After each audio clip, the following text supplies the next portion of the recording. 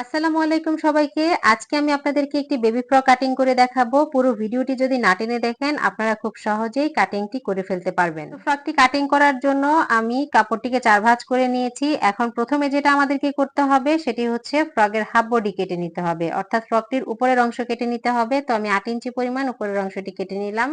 এরপর আমরা এই যে বন্ধ সাইড থেকে কাপড়টি কাটিং করব, আর এর জন্য এই যে উপরের দিকে আমরা হাফ ইঞ্চিতে মার্ক করে দিলাম। তারপর মোহরার জন্য একটা লাইন টানবো, আর মোহরার লাইনটা আমি এখানে টানছি হচ্ছে 3.5 ইঞ্চি। যেহেতু ছোট বাচ্চাদের অর্থাৎ 1.5 বছরের বা 1 বছরের বাচ্চার ফ্রক বডি হবে 27 ইঞ্চি বা 26 ইঞ্চি, তো সেজন্য আমি 3.5 ইঞ্চি বা 4.5 ইঞ্চিতে মোহরার লাইনটা টানলাম। তারপর হচ্ছে গলার ছড়ানোটা দিয়ে দিলাম 1.5 ইঞ্চি বা 2 ইঞ্চি, তারপর 4 ইঞ্চি দিয়ে দিলাম ফুটের লাইন। ফুট বা কাঁধের যে অংশটা আছে সেটা আমি এখানে 4 ইঞ্চি দিলাম। তারপর বডির লাইনের মধ্যে অর্থাৎ মোহরার যে লাইন সেটাই হচ্ছে বডির লাইন, সেখানে আমরা এখন বডির মাপটা দিব। তো এখানে আমি 27 ইঞ্চি পরিমাণ বডিটা দিলাম। তো নিচে কোমরের যে মাপটা রয়েছে দাগ টেনে ফেলবো এভাবে। এরপর এই যে মোহরার জায়গাটা রয়েছে এই মোহরার জায়গার মধ্যে এভাবে রাউন্ড শেপ দিয়ে নিব।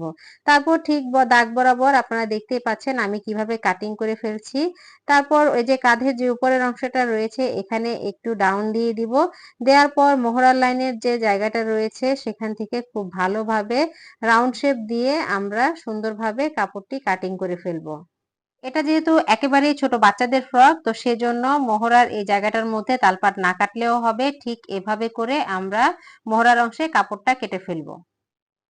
যেহেতু ফ্রকের বডি একেবারেই কম ছিল, যে আমাদের এক ভাঁজের কাপড়ে হয়ে গিয়েছিল, তো সেজন্য সাইডের অংশ দিয়ে আমি কেটে ফেললাম কাপড়টা। তারপর আপনারা দেখতেই পাচ্ছেন এখানে সামনের পার্ট এবং পেছনের পার্ট দুইটা পার্ট অলরেডি হয়ে গিয়েছে।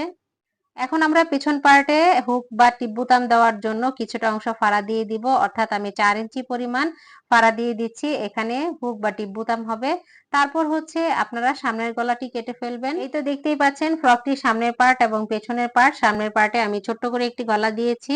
তো সামনের পার্ট পেছনের পার্ট কাটার পরে এখন আমরা ফ্রকের নিচের অংশটা কাটবো, অর্থাৎ কুচির যে অংশটা রয়েছে সেটা কেটে নিব। ফ্রকের নিচের কুচির মাপটা নিব আমরা উপরের 8 ইঞ্চি বাদ দিয়ে বাকি অংশটা। তো এখানে কুচি বেশি হওয়ার জন্য আমি এক বহরের কাপড় 2 পার্ট নিয়েছি, অর্থাৎ এতে করে কুচিটা বেশি হবে। কুচির কাপড় কাটা হয়ে গেলে এখন আমরা গলার মধ্যে যে কুচিটা ব্যবহার করব সেটা কাটবো, সেটা আমাদের হাতার কাজও করবে। তো দেখতেই পাচ্ছেন আমি 16 ইঞ্চি পরিমাণ কাপড়টা নিয়ে নিলাম। এখানে কিন্তু 2 ভাঁজের কাপড়। তারপর এর ছড়ানোটা দিচ্ছি হচ্ছে 3.5 ইঞ্চি বা 4.5 ইঞ্চি।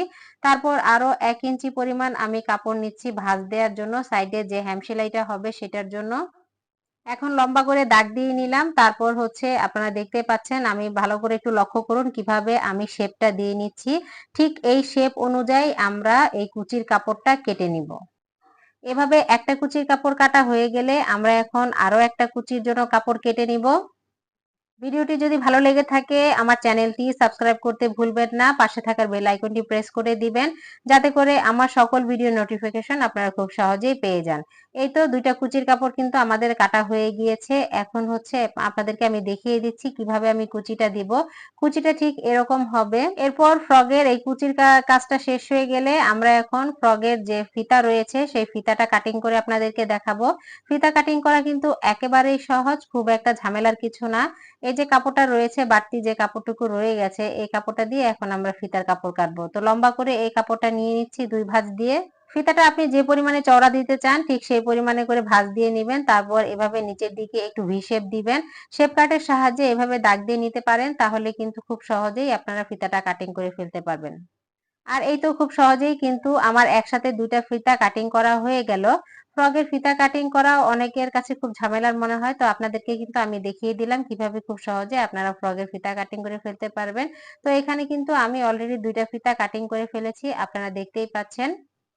ফ্রকের কোমরের ফিতা কাটিং করা হয়ে গেলে এখন আমরা বাকি কাজগুলো করব। এই তো আপনাদেরকে আমি দেখিয়ে দিচ্ছি এখন ফ্রকের সেলাইটা কিরকম হবে। আমি কিন্তু ফ্রকটা সেলাই করেও কিন্তু আপনাদেরকে দেখানোর চেষ্টা করব। যেহেতু কাটিংটা করেছি, কাটিংটা আপনারা ভালোভাবে লক্ষ্য করুন। ভালোভাবে লক্ষ্য করলে অবশ্যই আপনারা নিজেরাই ফ্রক কাটিং করে ফেলতে পারবেন। ফ্রকের নিচের এই কাপড়গুলোতে আমি ঠিক এভাবেই কুচি দিয়ে নিব। তারপর হচ্ছে আমি হাতার জন্য বা সাইডে যে কুচিটা ব্যবহার করব সেটা এখন দেখাচ্ছি আপনাদেরকে। এটা কিন্তু ফ্রকের সাইডে আমি একটু চওড়া করে কুচিটা দেওয়ার কারণ হচ্ছে এটা কিন্তু হাতার কাজও করবে। এরপর চাইলে আপনারা এখানে মোটা লেস বা চিকন লেস যে কোনো লেসই ব্যবহার করতে পারেন। এরকম এক কালারের বয়েল কাপড়ে লেস ব্যবহার করলে খুবই সুন্দর লাগে।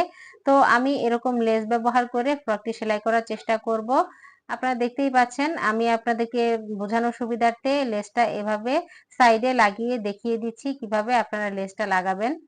ভিডিওটি যদি ভালো লেগে থাকে একটি লাইক কমেন্ট শেয়ার দিতে ভুলবেন না। আর যদি কারো কোথাও বুঝতে সমস্যা হয় অবশ্যই আমাকে কমেন্ট সেকশনে জানাবেন। আমি চেষ্টা করব আপনাদেরকে বুঝিয়ে দেওয়ার, সলিউশন দেওয়ার। আর এভাবেই কিন্তু আপনারা খুব সহজেই যে কোনো ডিজাইনের ফ্রক কাটিং করে ফেলতে পারেন, কাটিং করে সেলাই করেও ফেলতে পারেন। তো আমি চেষ্টা করব আপনাদেরকে সেলাই করে দেখানোর জন্য। তো এই ছিল আমার আজকের ভিডিও। সবাই ভালো থাকবেন, সুস্থ থাকবেন। আল্লাহ হাফেজ।